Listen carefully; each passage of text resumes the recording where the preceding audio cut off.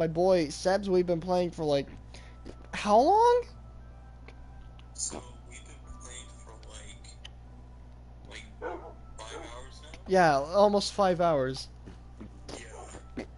Or at least it feels like it. I don't fucking know. Yeah, there's Sebs, by the way. He has fucking the one.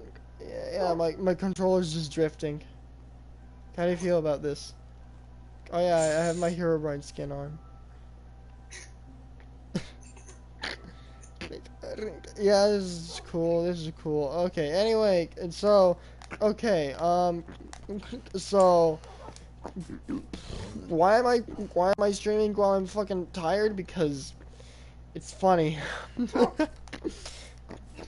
And I just went on like two entirely separate, brainless fucking tangents, where I just kept babbling and improvising a fucking fever dream of a story. So we are the tired boys playing Minecraft. Yes, this is Minecraft while fucking stupid mode. I'm going to clip my phone to my shirt so that the chat can hear you. My chair is squeaking so fucking much. I hate this chair. But it is comfy. Okay. So how is everybody? How are you, Sebs? I'm doing fine. Really? No, I'm actually a bit tired. Fuck. You ever, what the fuck, this thing just fucking rendered in front of me in real time. That's fucking crazy. You know that feeling you get when you're tired and then, you know, like, you go to the grocery store and you're like, I need some stuff to make me not tired, and then you're like, get some coffee, and you're like, okay, and then you drink coffee, and it just makes you more tired. You're like, what the fuck? And then you go up to them and they're like, maybe you have fucking ADHD, and then you're like, no, I don't think I do, and then next thing you know, you wake up in a fucking bathtub, and you're like, what the fuck, and then you're just drenched in Pringles. Instead of ice or water, you're just naked in the bathtub, and just the only thing else, the only other thing in the bathtub is just fucking entire fucking mass of Pringles. They just like they go up to your neck. There's so many Pringles, so many fucking Pringles, and then you're like, well, I mean, when an opportunity presents itself, so then start eating the Pringles, even the ones that have touched your wee wee, and then you're like, these Pringles are pretty good, except for the ones that are by my wee wee. Those are fucking gross. And then, bam, someone walks in through the door, and it's fucking Margaret Thatcher. She's like, I have brought you here because Britain, and you're like, excuse me? And then you look outside. Oh no, it's Big Ben. And Big Ben has become a giant robot. And Big Ben is now called Big Benjamin. And then, and then, no. And then it starts playing music. And now you're like, oh no, now I guess it's Big Breaking Benjamin. And because it's playing fucking emo music, and you're like, what the fuck am I supposed to do about gigantic emo fucking Big Ben robot? And Margaret Thatcher's like, we have a secret weapon, and then she gives you a laptop, and it has nothing but just Swiss rolls stuffed inside of it. And you're like, what? How the hell am I supposed to use this thing? It's just, it's been desecrated by Swiss rolls. It can't even turn on. The fucking circuit boards are just covered in sugar. And she's like, I may have used that as a breakfast tray. And you're like, what the fuck? And so, you know, you go to the Big Ben robot, and you're like, hey, knock it off, you fuck boy. And he's like, hello, I'm fucking Big Ben. And then it shoots you with a laser. And then, bam, you wake up in prison because you accidentally ate a baby because you mistook it for being a pizza. And so, you know, it's like, uh,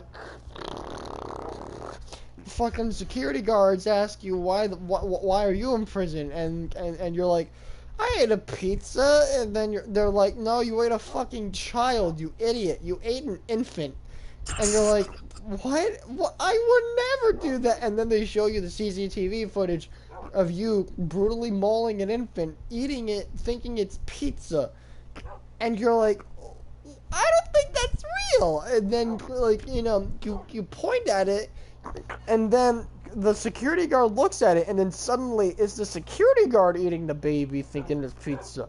So then he's locked away, but for some reason you're still locked up as well. And now you two are roommates, and now you two need to reenact the Shawshank Redemption. So then you take a gigantic fucking comically large spoon, and you start digging, and you're like, woo! And then you fucking start digging and digging and diggy hole. And then you fucking get some Minecraft TNT, and then you blow something up, and you're like, oh, I guess that's our way out. But then, fucking Fatso from Casper the Friendly Ghost showed up. He's like, hey, I'm Fatso, I'm morbidly obese, I'm gonna fucking shit in your face. And then he releases his ectoplasm feces, and you're like, what the fuck? And then, like, he shits on your roommate, and now he's fucking dead. Now he's a ghost. Now he's a fucking poop-covered ghost. You're like, what the fuck is this? And so he's like, oh, I'm a poop-covered ghost. Woo! And then he goes to fucking space. And, he's like... So, guys, we did it. And so, no, shut up. And so basically, as your now ghost poop covered roommate goes to space, you're like, what the fuck do I do now? When suddenly Todd Howard appears before you and he's like, I have a proposition for you. So then he grabs you and he puts you in the newest version of Skyrim.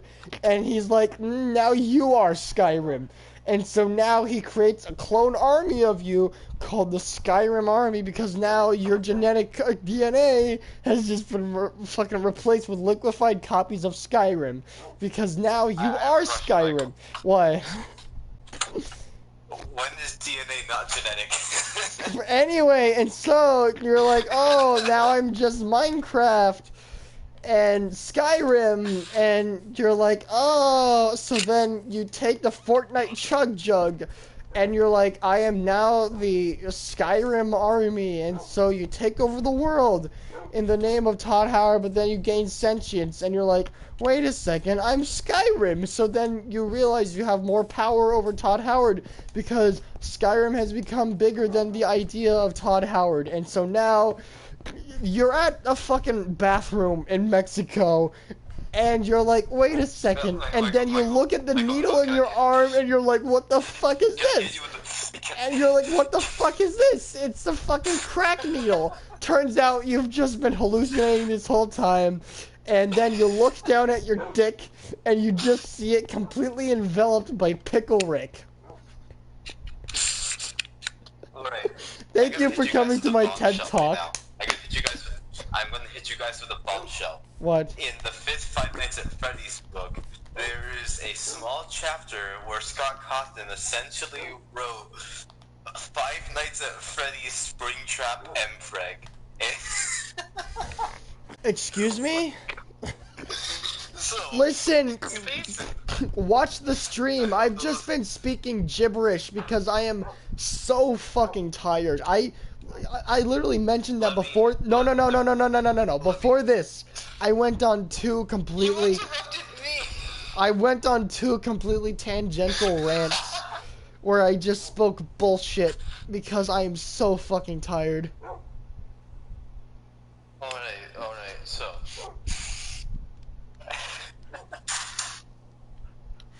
Oh, what does this one do?